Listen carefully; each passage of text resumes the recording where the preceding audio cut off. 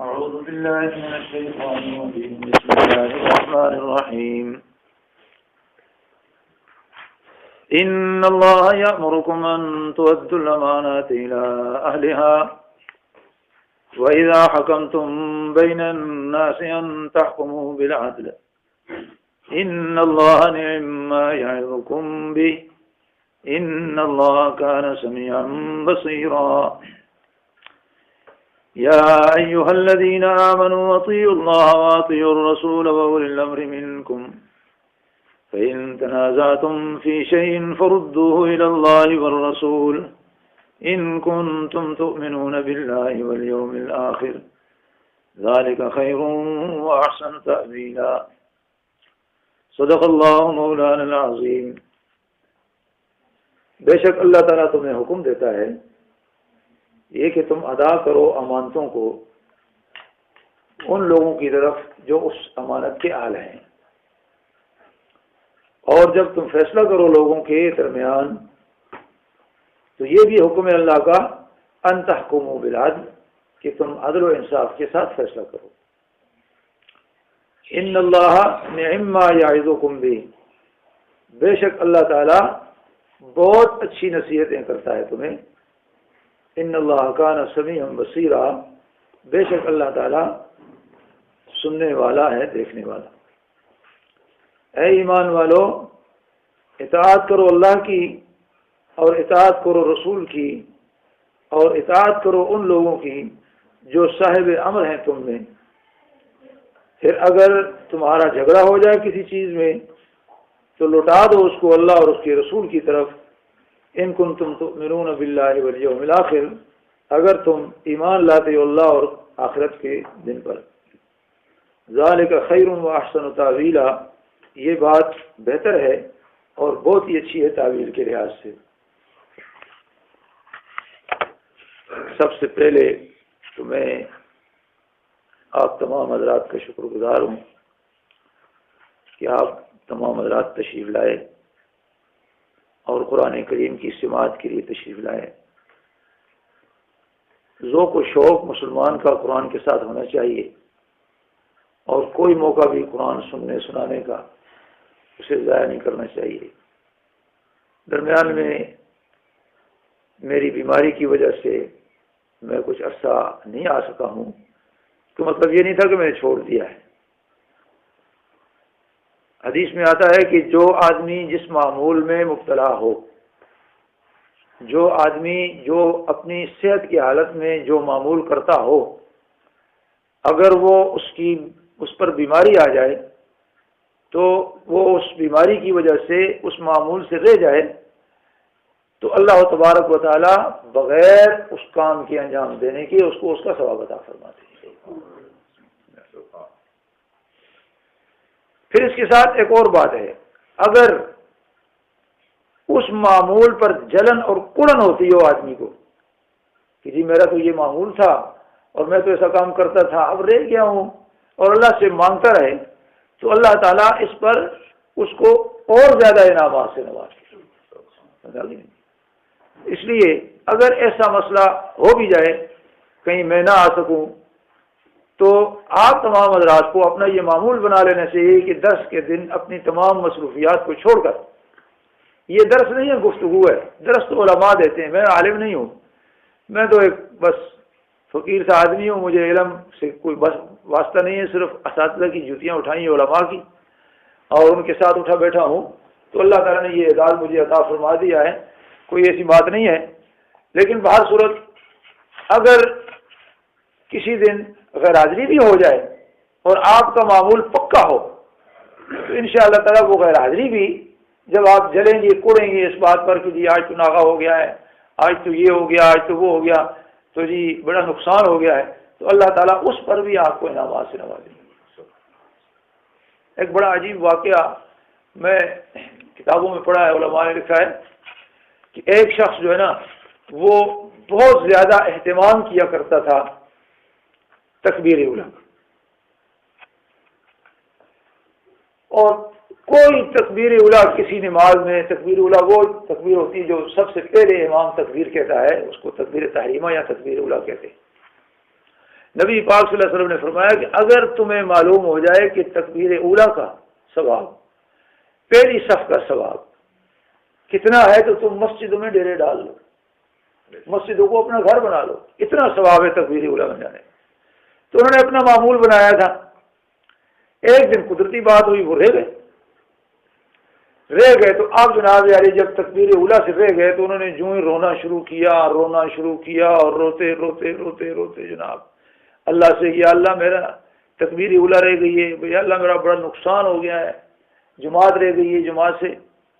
تو ایسے ہی سارا دن غمگین پریشان فکر میں مبتلا رہے، رات کو سوئے تو اب نیند گہری آئی۔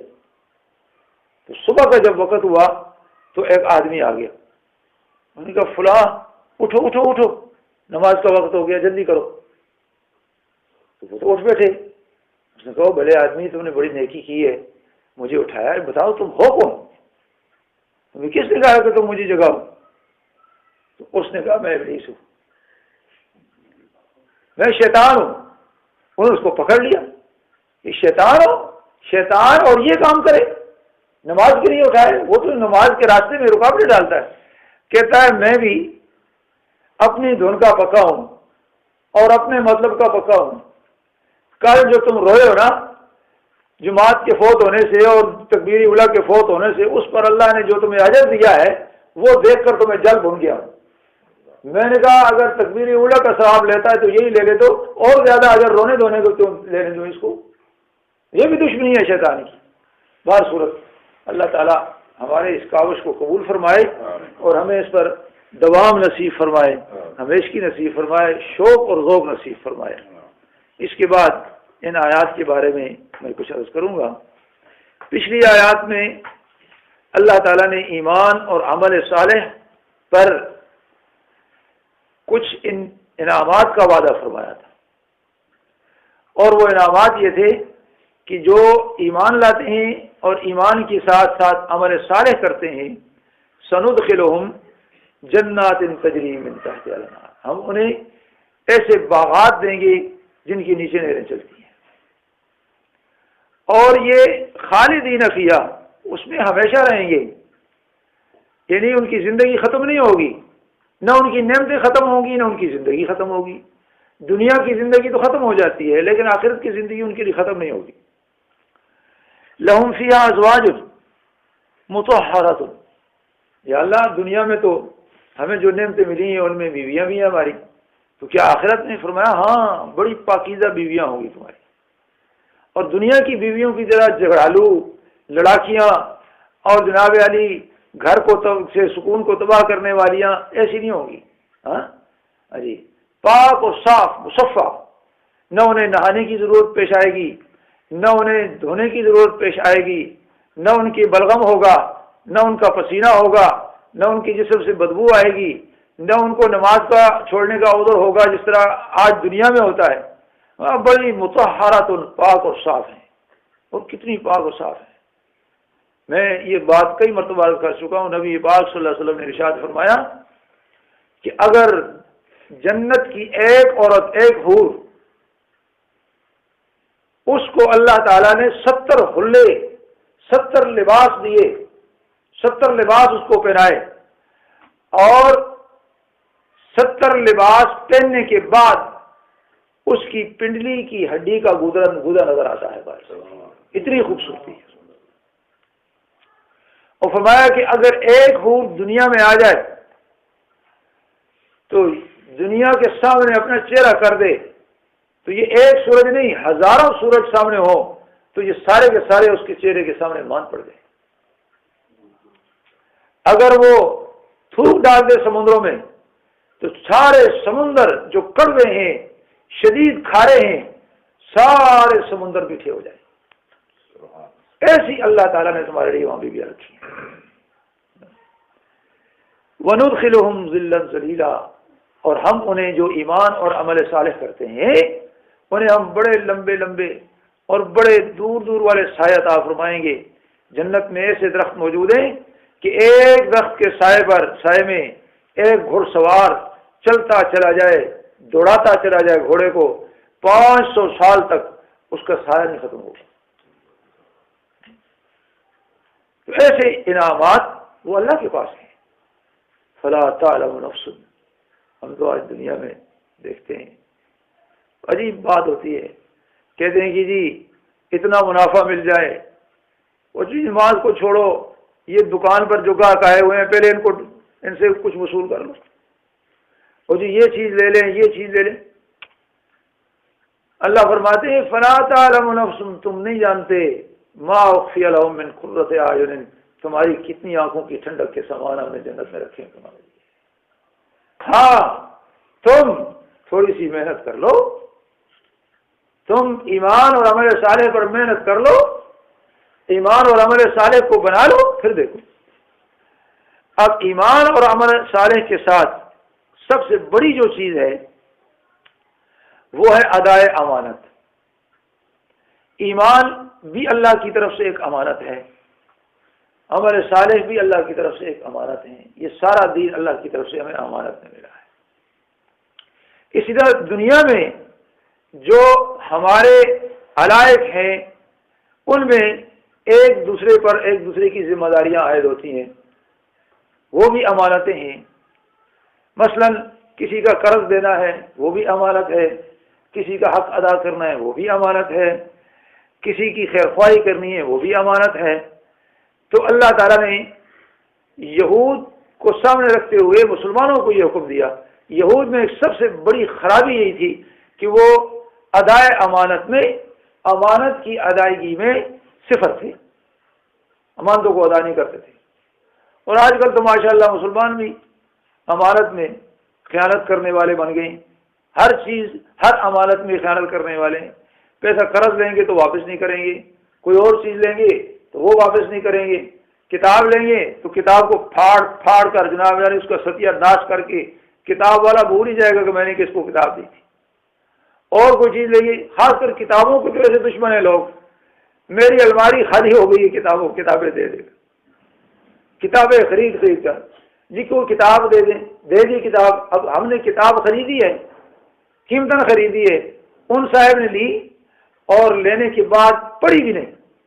یہ بھی کمال کی بات ہے، پڑھی بھی نہیں اور جناب جا کر گھر میں رکھ لی. اب ہم بھول گئے کہ یہ کتاب کہاں سے گئی. اسی طریقے سے اور پر بہت ساری چیزیں ہیں جو امانت کے زمرے میں آتی ہیں. گواہی دینا، اچھی گواہی دینا کسی کے حق میں، یہ بھی اس کی اچھی جو ہے کسی کے بارے میں اچھائی کو بیان کرنا، یہ بھی امانت کے زمرے میں آتی ہے. یہود میں یہ چیز نہیں تھی. اب مسلمانوں میں بھی نبی کریم صلی اللہ تعالی وسلم نے فرمایا کہ امانت اٹھا لی جائے گی. قرب قیامت کی علامات میں سے ایک علامت یہ ہے کہ لوگ امانت دار نہیں رہیں گے، حتیٰ کہ مثال دی جائے گی. لوگ مثالیں دیں گے کہ فلاں زمانے میں، فلاں دور میں ایک آدمی ہوا کرتا تھا جو بڑا صاحب امانت تھا اور امانت امانت دار کو واپس کیا کرتا تھا. اب تو کوئی ایسا نظر نہیں آتا. یہ قیامت کی علامات میں سے ہے. تو امانت، قرآن کریم اللہ کی امانت ہے، دین اللہ کی امانت ہے، اور گواہیاں اللہ کی امانت ہیں. یہ ساری چیزیں جو قرضہ آپ لیتے ہیں وہ امانت ہے، کسی سے عاریت میں چیز لیتے ہیں وہ اس کی امانت ہے. اللہ یہ حکم دیتا ہے کہ تم امانتوں کو ان کے اہل کے حوالے کرو، جو اس امانت والے ہیں. قبضہ نہ جما بیٹھو، ہاں جی، بلکہ ان کے اہل کے حوالے. بلکہ علماء فرماتے ہیں کہ یہ جو ووٹ ہے یہ بھی ایک امانت ہے، اور یہ اس لیے امانت ہے کہ ہم اس ووٹ کے ذریعے سے یہ بتاتے ہیں کہ یہ آدمی دیندار ہے، یہ آدمی ہم پر حکومت کرنے کا اہل ہے، یہ آدمی ظالم نہیں ہوگا. یہ اس چیز کی گواہی ہے. تو یہ بھی امانت کہلاتی ہے کہ امانت اس کے حال کو دو. بہرحال اب تو حالت یہ ہے کہ آئے و شاخ گئے وعدہ فردہ لے کر، اب ڈھونڈ انہیں چراغ رخ زیبا لے کر. ایسے لوگ ڈھونڈنے سے بھی نہیں ملتے جو امانت دار ہوں. اللہ تعالی ہم سب کو امانت پر کاربند رہنے کی توفیق نصیب فرما لے. بہرحال ان اللہ یامرکم ان تؤدوا الامانات الی اہلہا، اللہ تمہیں حکم دیتا ہے کہ تم امانتوں کو ان کے اہل کے سپرد کرو۔ وَإِذَا حَكَمْتُمْ بَيْنَ النَّاسِ، دوسری بات، اور جب تم لوگوں کے درمیان فیصلہ کرو تو ان تحکموا بالعدل، عدل و انصاف کے ساتھ فیصلے کرو۔ اور یہ دو چیزیں ایسی ہیں کہ امانت داری سے آدمی کا دین پختہ ہوتا ہے، اس کے دین میں صداقت آتی ہے، اس کے مالی معاملات ٹھیک ہوتے ہیں، اور جب معاملی معاملات ٹھیک ہوتے ہیں تو اس کی کمائی میں اللہ تعالیٰ برکت بھی عطا فرماتے ہیں۔ بظاہر ایک آدمی نے ہمارے پاس ایک امانت رکھی ہے،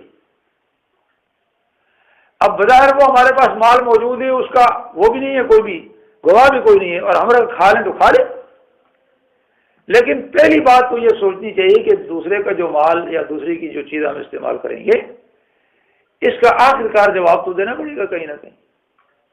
آج اگر لوگوں کے سامنے میں اس کا جواب دے نہیں تو کل اللہ سے تو میں چھپ نہیں سکتا، اللہ کے سامنے تو ہر بات میری اللہ کے سامنے ہے، وہاں تو ضرور بھی ضرور اس چیز کو سامنے آنا ہے۔ پھر یہ ہے کہ جو چیز اللہ اپنی دے گا اس کے استعمال میں اور دوسرے کے استعمال میں کتنا فرق ہے۔ اس لیے مال میں امانت داری کرنی، دین میں امانت داری کرنی، اعمال میں امانت داری کرنی، یہ اسلام کے پختہ ہونے کی دلیل ہے، یاد رکھیں، اور انسان کے نفاق سے بری ہونے کی دلیل ہے۔ نبی کریم صلی اللہ تعالی وسلم نے فرمایا کہ منافق کی علامات میں سے ایک علامت یہ ہے کہ وہ جب بات کرتا ہے تو جھوٹ بولتا ہے، جب وعدہ کرتا ہے تو وعدہ خلافی کرتا ہے، اور جب امانت دار بنایا جاتا ہے، امین بنایا جاتا ہے تو اس میں خیانت کرتا ہے۔ تو آدمی جو امانت دار ہو، گویا کہ وہ نفاق سے بھی بری ہے، اللہ تعالیٰ نے اس کو نفاق سے پاک فرما دیا ہے۔ اور حضرت عبداللہ ابن عباس رضی اللہ تعالیٰ عنہ حدیث میں ایک بڑی عجیب مضمون آیا ہے اس میں، نبی کریم صلی اللہ تعالی وسلم نے فرمایا کہ جب میری امت میں 3 چیزیں موجود ہوں گی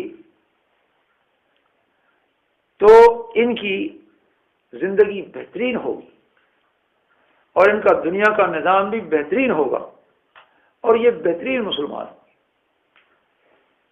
کون سی 3 چیزیں ہیں؟ فرمایا اذا قالت صدقت،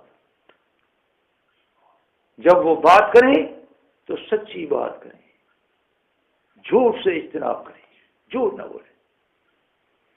جھوٹ ایک ایسی لعنت ہے کہ نبی پاک صلی اللہ علیہ وسلم نے فرمایا کہ جب آدمی جھوٹ بولتا ہے تو آدمی کے ساتھ جو رحمت کے فرشتے ہوتے ہیں حفاظت کے لیے، وہ اس کو چھوڑ دیتے ہیں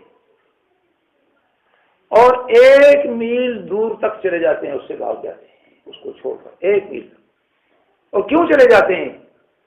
من نتن ما جاء به، اس نے جو جھوٹ بولا ہے اس سے ایسی بدبو پیدا ہوئی ہے جو فرشتوں نے محسوس کی ہے، بندے نہیں محسوس کر سکتے۔ فرشتوں نے محسوس کی اور اس کو چھوڑ دیا، اب اللہ کی حفاظت سے بھی ہٹ گیا، اللہ کی حفاظت بھی ہٹ گئی اور فرشتے بھی دور ہو گئے، اللہ کی رحمت بھی ہٹ گئی۔ یہ جھوٹ ایسی چیز ہے۔ پھر قرآن آدمی پڑھتا ہے، کہتا ہے الا لعنۃ اللہ علی الکاذبین، کہ اللہ کی لعنت ہو کاذبین پر۔ جھوٹ بھی بولتا ہے اور یہ قرآن بھی پڑھتا ہے، لعنت بھی بھیجتا ہے، تو وہ خود اپنے آپ پر لعنت بھیج رہا ہے۔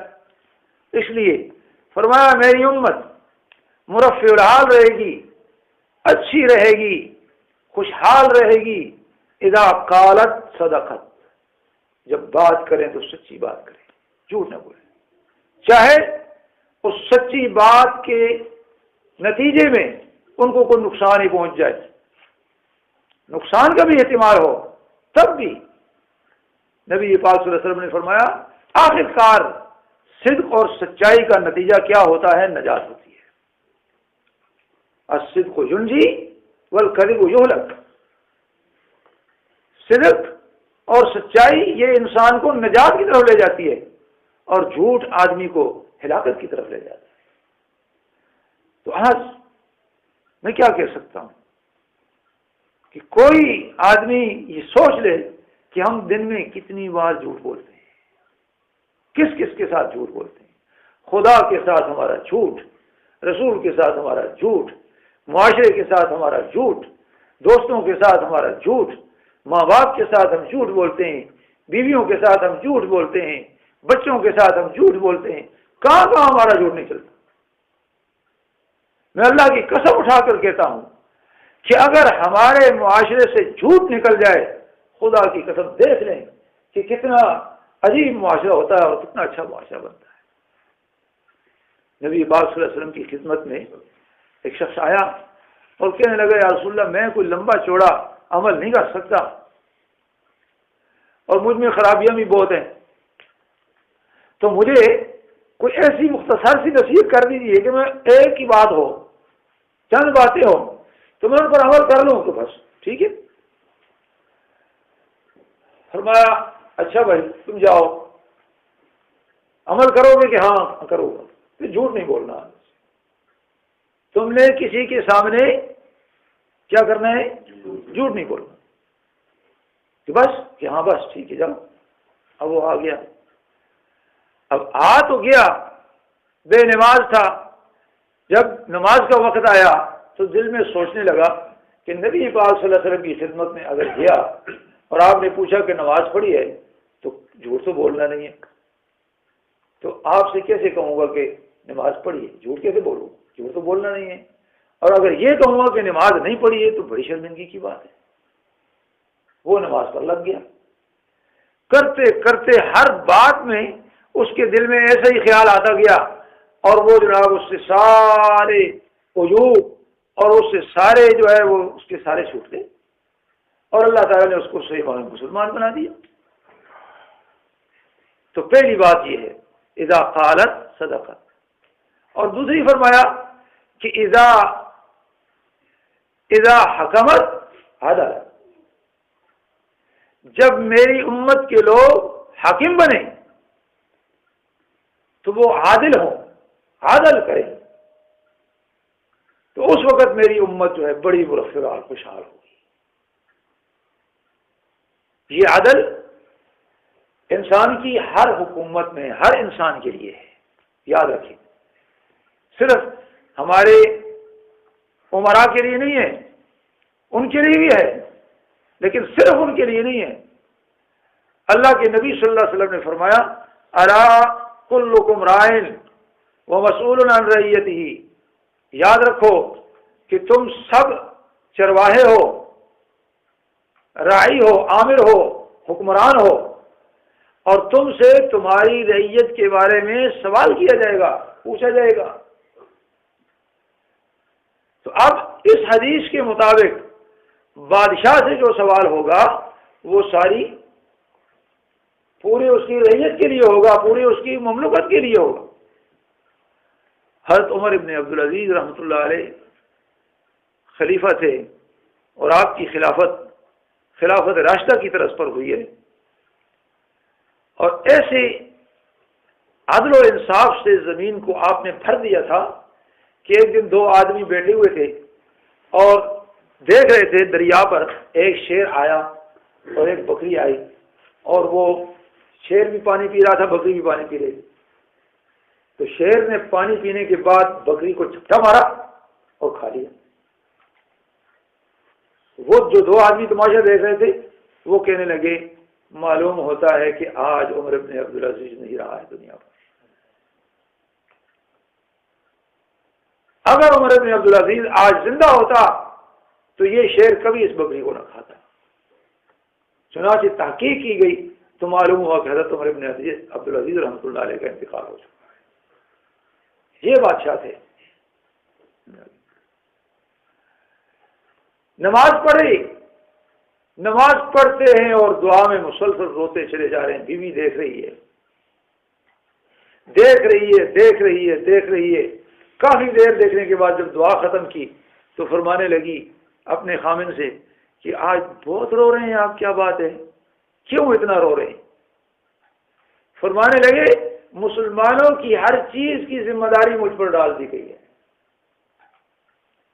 اور میں اس بوجھ کے نیچے مرا جا رہا ہوں، میں کیسے نہ رہوں کہ اگر کسی جنگل میں، کسی بازار میں، کسی گلی میں کوئی آدمی بھوکا ہوگا، کسی پر ظلم ہوگا، کسی کے ساتھ زیادتی ہوگی اور میں اس کو نہ پہنچ سکا تو کل قیامت کے دن مجھ سے اس کے بارے میں سوال ہوگا۔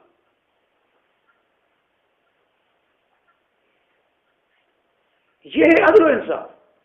اسی طرح فرمایا کہ گھر میں ایک خامن، اس کے جو بچے ہیں، اس کی جو بیوی ہے، اس کی جو بیٹیاں ہیں، وہ اس کی رعیت ہے۔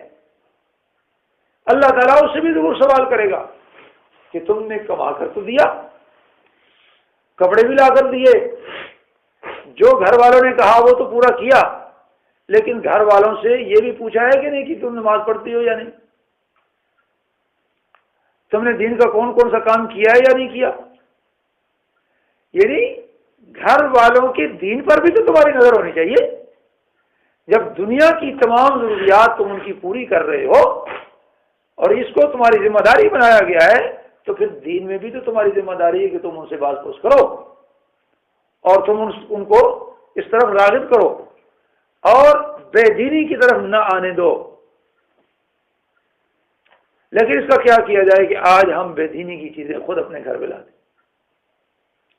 خود اپنی رعیت کو برباد کرتے ہیں۔ فرمایا اذا حکمت عدالت، جب یہ امت حاکم بنائی جائے، حاکم بنے تو یہ عادل ہو۔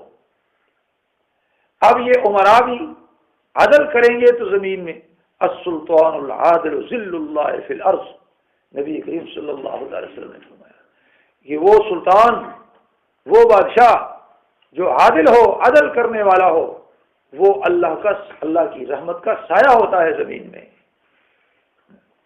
یہی تو وجہ تھی کہ زلزلہ ہوا اور حضرت عمر رضی اللہ تعالیٰ، عمر بن خطاب رضی اللہ تعالیٰ نے، خلیفہ راشد ثانی زمین پر بیٹھے ہیں، کوڑا دے مارا زمین پر، فرماتے ہیں زمین کیوں کانپتی ہے؟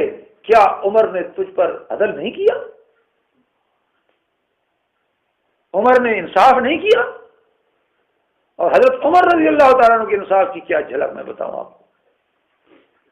بہت بڑی باتیں ہیں، بہت لمبی تاریخ میں آپ دیکھیں، پڑھیں، اپنی تاریخ کو پڑھیں، خاص کر صحابہ کرام کی تاریخ کو پڑھیں، سیر الصحابہ ہے اور ہمارے حضرت ان کی کتاب لکھی ہوئی ہے، کیا نام ہے اس کا جی؟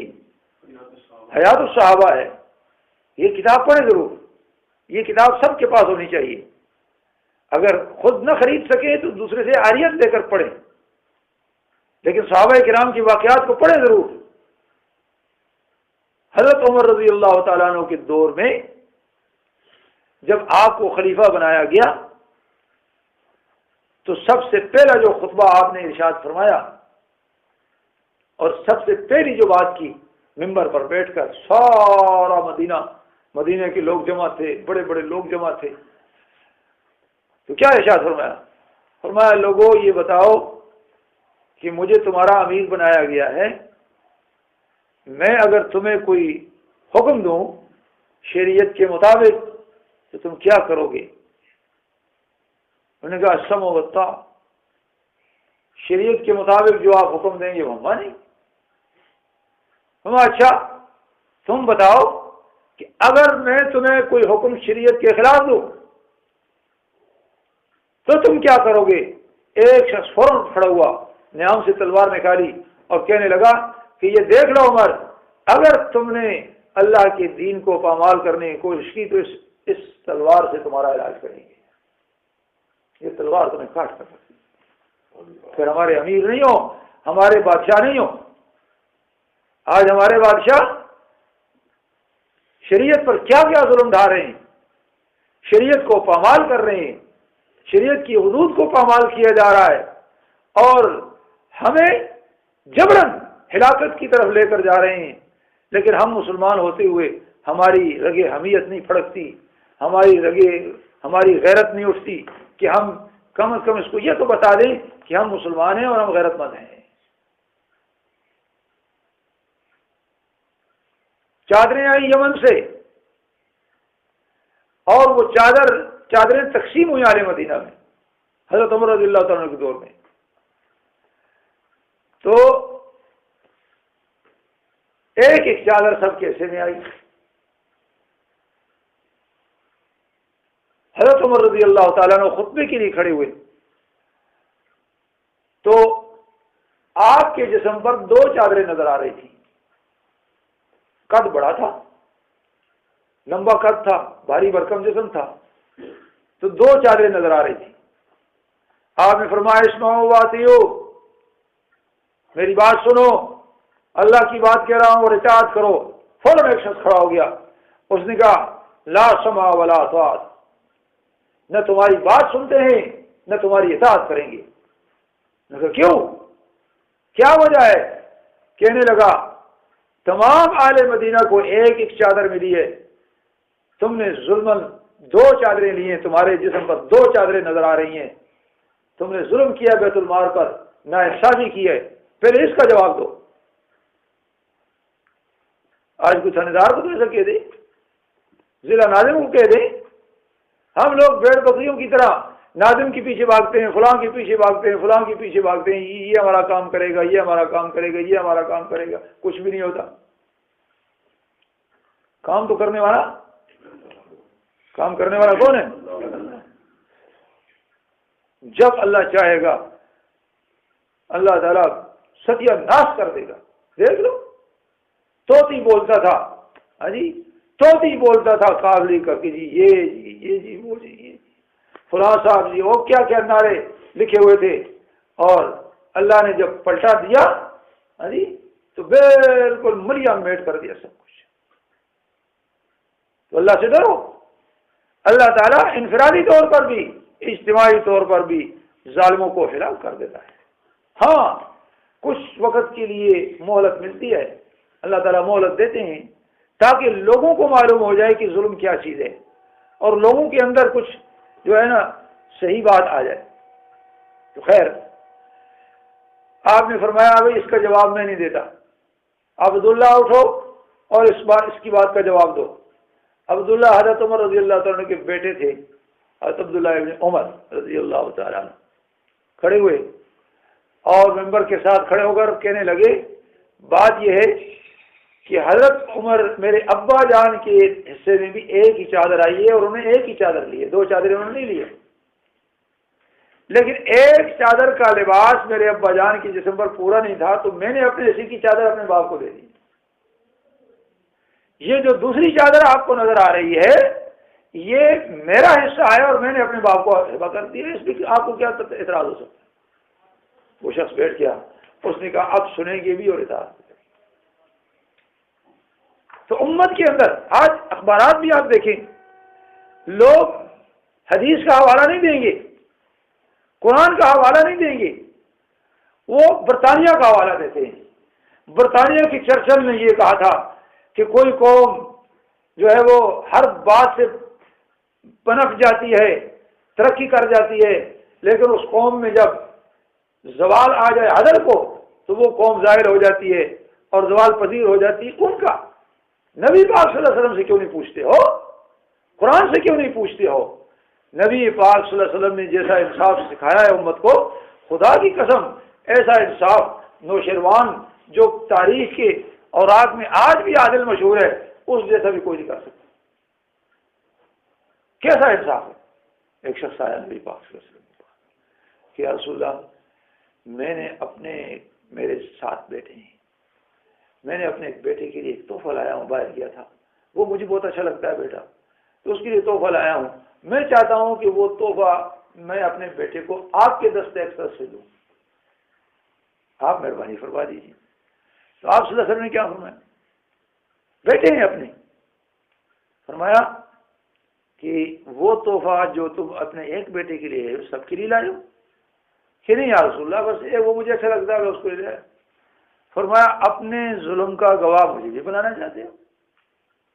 جاؤ، جب تک ساری اولاد کے درمیان عدل نہیں اختیار کرو گے اس وقت تک میں تمہارا گواہ نہیں دوں گا. ایک بیٹے کو جو چیز لا کر دی ہے وہ سب کے لیے لانی تھی. اور ایسا مت بیٹوں کے درمیان بھی عدل و انصاف، یہ کس نے سکھایا؟ امام الانبیاء صلی اللہ علیہ وسلم. وہ فرمایا کہ یہ امت مرفع العال ہوگی اس وقت جب اذا حکمت عدل، جب اس کو حاکم، جب یہ حاکم بنے تو یہ عدل کرے. اور تیسری چیز اذا استرحمت رحمت، جب اس سے رحم کا سوال کیا جائے، اس سے کہے کہ خدا کے لیے ڈر جاؤ، مجھ پر رحم کرو، میری غلطی معاف کر دو، تو یہ معاف کرنے والے ہو جائے. فرمایا یہ تین اوصاف ہیں. آج یہ تینوں اوصاف اللہ مہربانی فرمایا ہم سے رخصت ہو چکی ہے.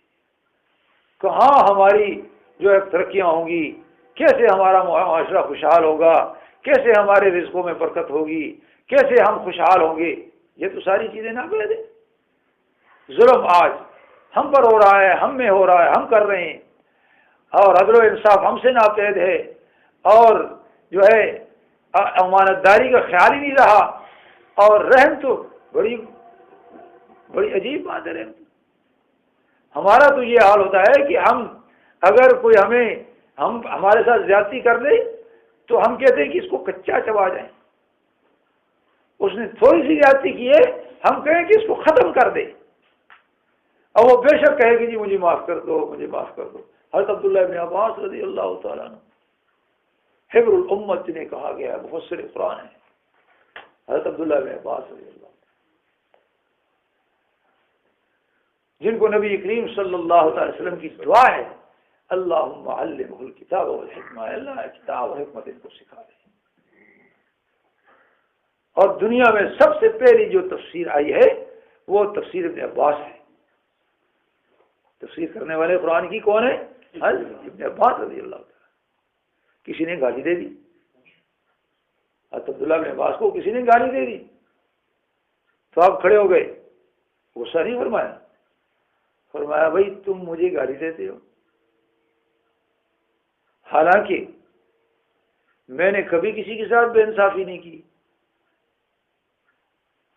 میں تو ہر وقت مسلمانوں کی خیر اور بھلائی کے متعلق سوچتا رہتا ہوں. مجھ سے اگر کوئی مدد مانگتا ہے تو میں اس کی مدد کرتا ہوں. اور میں جب قرآن کی کوئی آیت پڑھتا ہوں اور اس میں مسلمانوں کا تذکرہ ہوتا ہے تو میں مسلمانوں کی خیر اور بھلائی کے متعلق مسائل سوچ کر مسلمانوں تک پہنچاتا ہوں. یہ بھی تو ایک نصیحت ہے اور بھلائی ہے. تو میں تو تمہاری گالی کا حقدار نہیں ہوں. کتنا پیارا جواب، کتنی پیاری بات تھی. بس ابھی ختم کرنے والے. اچھا، تو بات یہ ہے کہ یہ تین اوصاف ایسے ہیں جو حدیث میں آتے ہیں. اگر یہ امت ان اوصاف پر آ جائے تو انشاءاللہ العزیز میں کہتا ہوں کہ دنیا کی کوئی قوم ان کا مقابلہ نہیں کر سکتی. اللہ تعالی ہمیں توفیق نصیب فرمائے. اور ان اوصاف کا ہمیں کم از کم ہمیں انفرادی طور پر تو ہم کر سکتے ہیں کہ ہم سچائی اختیار کریں اور عدل و انصاف کا معاملہ کریں اور دوسروں کے ساتھ رحم کا معاملہ کریں. اگر کسی سے غلطی بھی ہو جائے تو اس کی غلطی کو معاف کر دیا جائے. ترجمہ ایک بات پھر سن لیں. ان اللہ یامرکم، بے شک اللہ تعالیٰ تمہیں حکم دیتا ہے، ان تؤدوا الامانات الی اہلہا، یہ کہ ادا کرو تم امانتوں کو ان کے اہلوں کی طرف، اور جب فیصلہ کرو تم لوگوں کے درمیان تو فیصلہ کرو انصاف کے ساتھ. ان اللہ نعم ما یعظکم بہ، بے شک اللہ تعالیٰ بہت ہی خوب نصیحت کرتا ہے تمہیں. ان اللہ کان سمیعا بصیرا، بے شک اللہ تعالیٰ سننے والا ہے، دیکھنے والا. وآخر دعوانا آمین الحمدللہ.